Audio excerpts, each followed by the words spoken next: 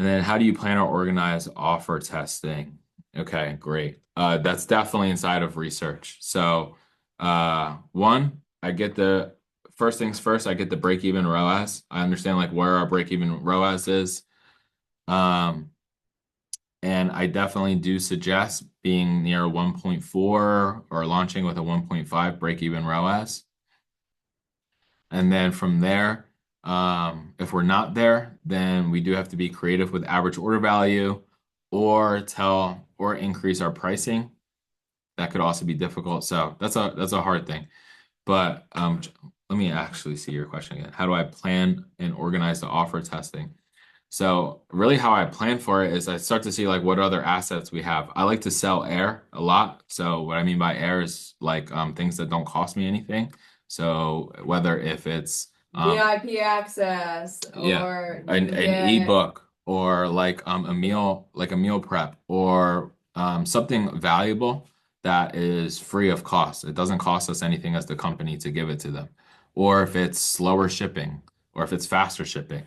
And yes, eco-friendly shipping. people do pay for eco-friendly shipping that takes slower. Absolutely, right? So that's something that's an air we're selling air there.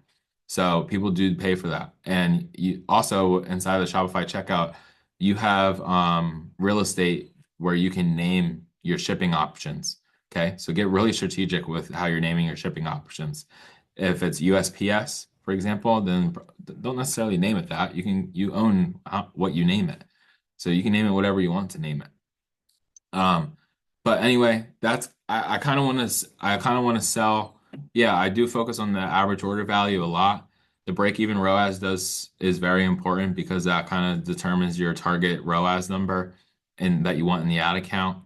But ultimately for ads, yes, you want a high ROAS. You really want to acquire new customers, and then the new customers that are coming in, you want them to be your most valuable customers, and you want to get the party started there. So you want them to keep on repeat purchasing. You want them to recommend to others.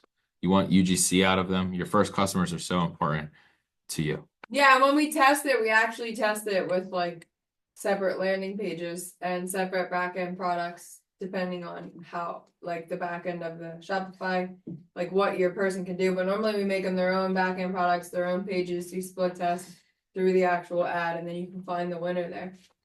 Yes. Oh, with testing offers for the same product on different landing Yeah, like pages. for Yes. example, when we did Yes. full price one time with a brand, we did full price, we did 25% off, and then we did full price but with a free gift. And I'm pretty positive, if I remember correctly, the free gift won for sure. And it was like selling a small tiny bottle of serum with it. Yes. Yes. Yeah. Yes. Actually, I know exactly what you're talking about. And Yeah. also like duplicating the page. Yeah, And that was a like $500 product too. if you're selling like a subscription product, for example, and you don't know whether to have the default variant be the subscribe and save or the one-time purchase, just test it. Duplicate the page and isolate that variable. One page has one-time purchase, the other page has subscribe and save.